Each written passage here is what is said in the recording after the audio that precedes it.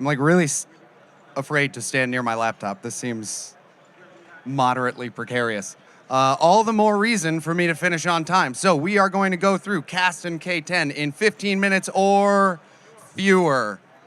Whatever. I tried. Or, more free stuff. So, my name is Matt Bader. I'm part of the Kasten product team. I don't have a real title. Don't hold that against me. So, what are we here to talk about? I'm here to talk about protecting primarily stateful workloads on Kubernetes. But Matt, Kubernetes is just for stateless workloads, said everyone in 2017. So that's the one stat you won't see up here.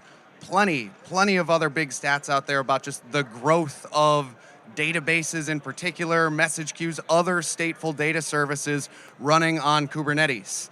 I think Mark Twain famously said, running databases without backup is a terrible idea. I'm almost positive that was a Mark Twain quote. It might have been Tolstoy. I get them confused. So, why does all of this matter? Because there's still a lot of people out there that think, yeah, I can use my virtualization tools, or I'm just going to take storage snapshots to protect these applications. It's not going to work out great. Again, why does this matter? Ransomware boogeyman still exists in the Kubernetes world. We are not immune from any of that. I want to be able to use that data I want to be able to take advantage of a hybrid cloud environment, a multi-cloud environment. I run on public cloud vendor XYZ today. I want that freedom to move somewhere else potentially in the future, or running where it makes the most sense economically for me. And I'm still kind of confused about who owns backup for Kubernetes. Is it developers? I can tell you they certainly hope not. Is it platform engineering teams? Is it DevOps teams? Is it legacy backup administrators? I will say that it's probably more of an and proposition than an or proposition. This is an it takes a village approach. So, with all that in mind, I think we've established here that backup in particular very important for stateful workloads on Kubernetes. But we're not thinking about just backup, right? Another thing that Mark Twain said, again, I'm 90% sure about this, that your backups are only as good as your ability to recover them. And that's the name of the game here, whether we're recovering in place, whether we're recovering for the purposes of DR to some other cluster, or I'm using this as part of, say, like a cloning routine for dev test or UAT, things like that.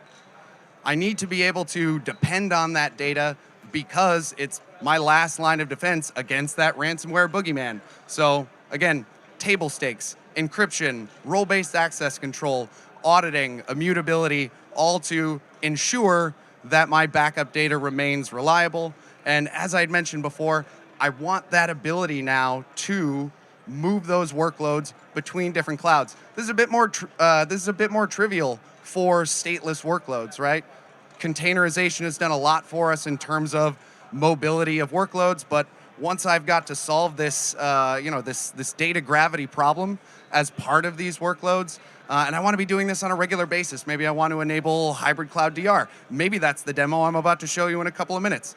We'll take a look at how Kasten does all of that. Wow, this cursor is it's like having a mosquito or a housefly on the, there we go. All right, so that is ultimately what we do. Being Kubernetes native, focusing on security, our ecosystem, and ease of use is ultimately how we do it.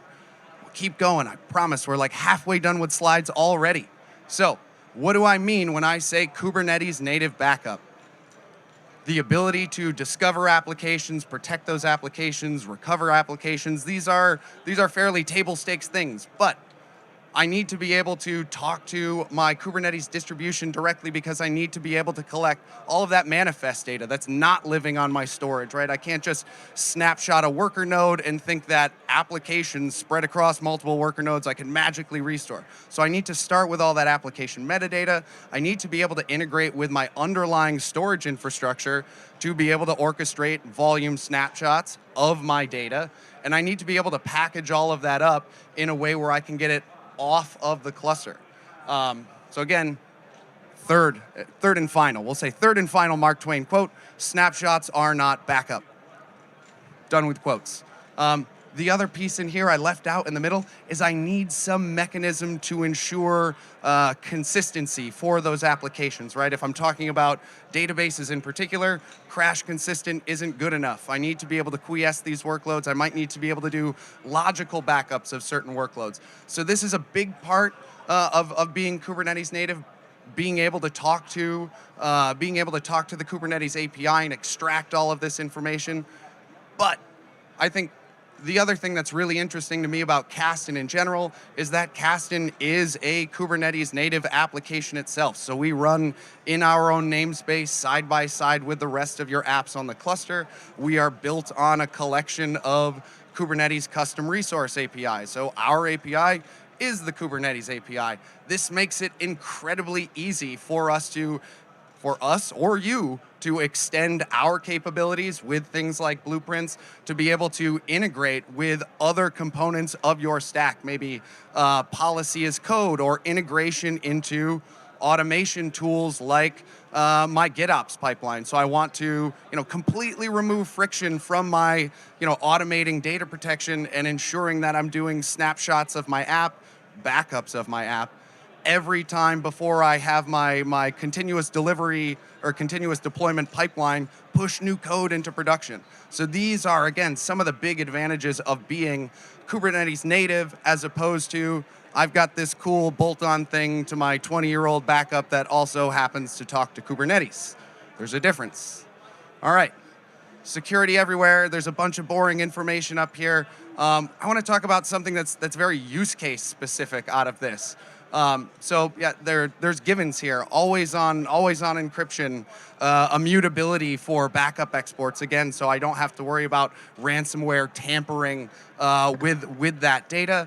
But let's think about use case like when we talked about who owns Kubernetes backup or who might need to interact with these things. I might have developers across multiple different teams that might have a use case for self-service restore, right?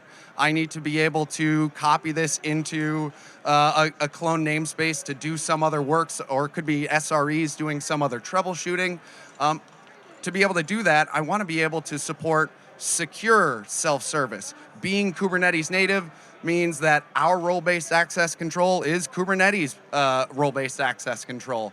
And that reflects all the way through the UI or the CLI at that point. I want to be able to take a look at what those users are doing. So all of those user-based events or service-based events being fed into the Kubernetes native audit log, which could be picked up by your SIEM of choice.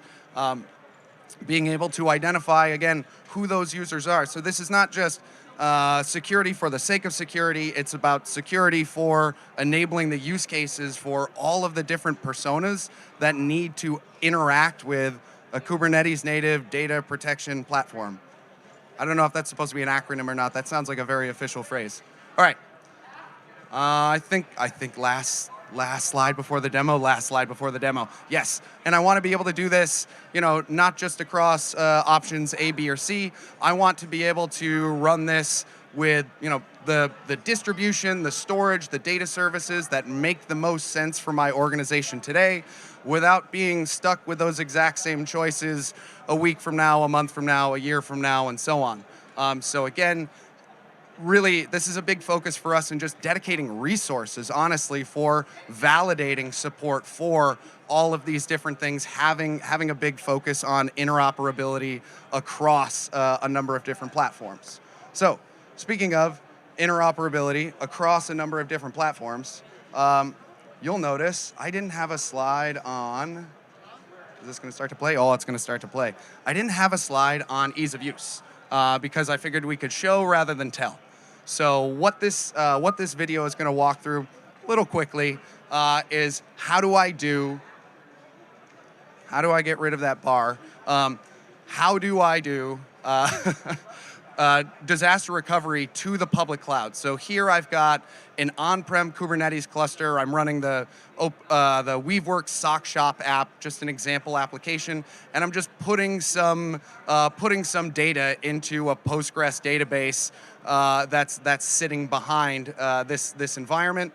So I've got my user Ted Williams. He added some red socks to his cart. Remember that for later. Now, we saw I jumped into my multi-cluster manager for K10. We're looking at now one of our clusters, our on-prem cluster. We see I've already discovered the applications running, and now drilling deeper into this, I see, again, all of that application-specific metadata related to it. These blueprint icons that just went flying by, those are the tags for ensuring that data consistency for those workloads. So again, if I'm running Mongo, Postgres, MariaDB, et cetera, making sure these things are quiesced. Now I'm creating my backup profile on the initial cluster. Pretty basic stuff. We're just saying where we want to export that data to. That was to an S3 bucket. I want to run hourly. I want to keep these for, X amount of retention schedule. And then we're just going to run that policy.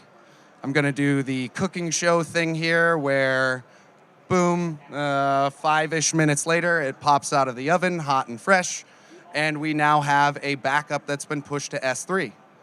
So now I'm switching over to my production cluster running in EKS now, and my goal is ultimately I want to do DR to the public cloud, but let's say I've got 10 nodes running on-prem. If I've got, I don't want to run those same 10 nodes in EKS all the time, right? I don't want to invest in that spend. What I'm going to do here is leverage a capability within K10 that we call transforms. This is critical to achieving that data mobility component, right? There are changes I'm going to need to make as I move to different platforms. This first example I'm showing you here is we're actually changing the storage class name for my persistent volume claim. So my storage class is going to be different from my on-prem cluster to your public cloud of choice. So that's the first thing that I'm going to need to change here.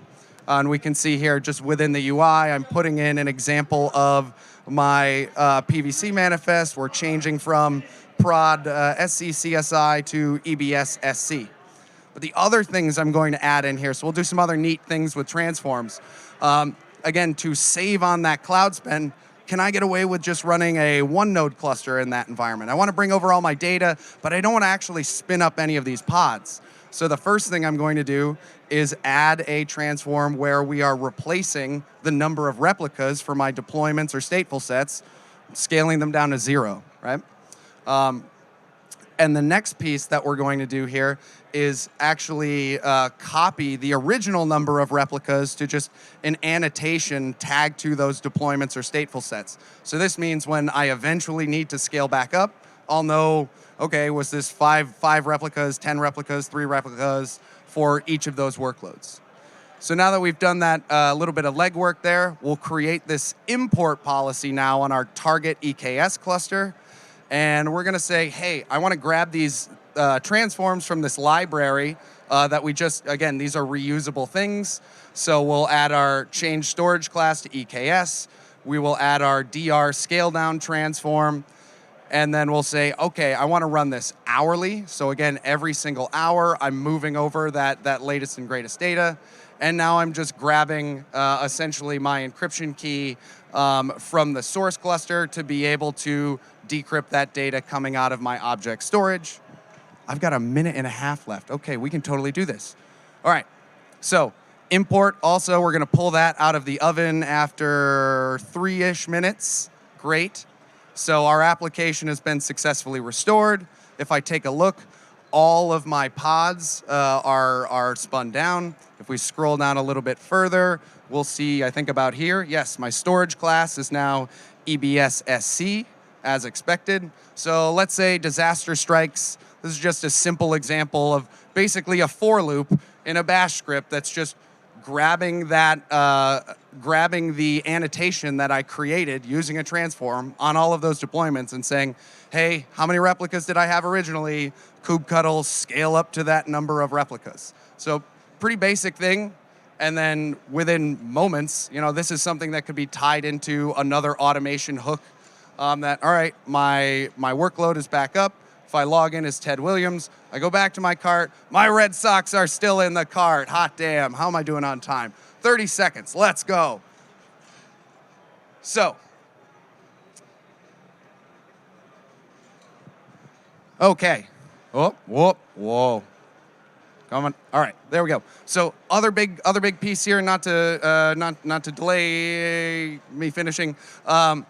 We don't release every once a year, twice a year, once a quarter. We deploy every 2 weeks. We release rather every 2 weeks. So it's a big part of what allows us to keep up with latest and greatest distributions, changes to storage specifications, and again just continue to trickle in all of these new features that make data protection for Kubernetes go from a toy thing to an enterprise thing. So if any of these, emotionally speak to you, feel free to stick around. We can talk about those more. Otherwise, am I just over 15 minutes now? All right, cool. So I'm going to keep my word. I went just over 15 minutes, so I'm going to give each and every one of you 5 free nodes of Kasten K10, which you can get by hitting the QR code there. So everyone's a winner, and I'm done. We're done. We're done.